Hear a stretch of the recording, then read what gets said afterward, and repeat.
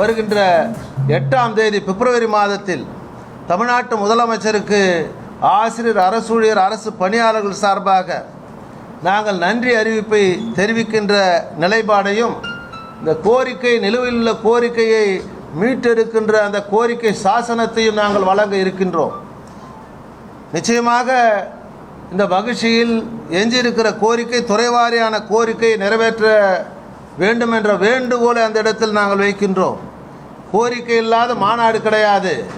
எனவே இந்த மாநாட்டில் அவர் மகிழ்ச்சியாக அந்த கோரிக்கையை நிறைவேற்றுவார் என்ற நம்பிக்கை எங்களுக்கு உள்ளது.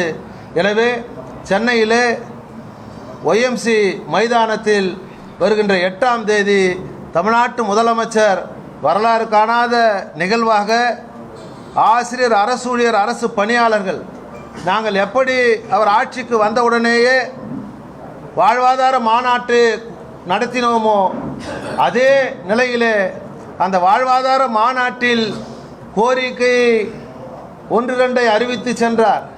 ஆனால் இன்று வாழ்க்கையை தந்திருக்கின்ற, ஒரு உரிமையை தந்திருக்கின்ற இந்த பென்ஷன் ஒரு கௌரவத்தை தந்திருக்கிறது.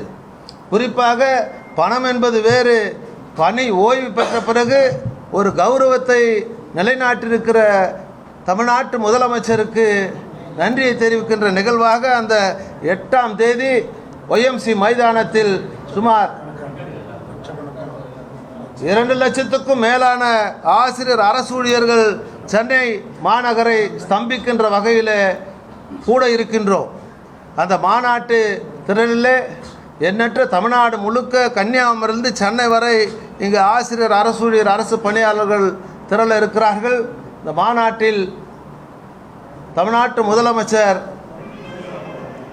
அந்த மாநாட்டு திரளில் மேலும் பல்வேறு இனிப்பு செய்திகளை, கோரிக்கையுடைய நிறைவேற்ற நிலுவைகளையும் அறிவிப்பார் என்று நான் நம்புகின்றேன். இன்று தமிழ்நாட்டில் வருகின்ற 8ஆம் தேதி பிப்ரவரி மாதத்தில் தமிழ்நாட்டு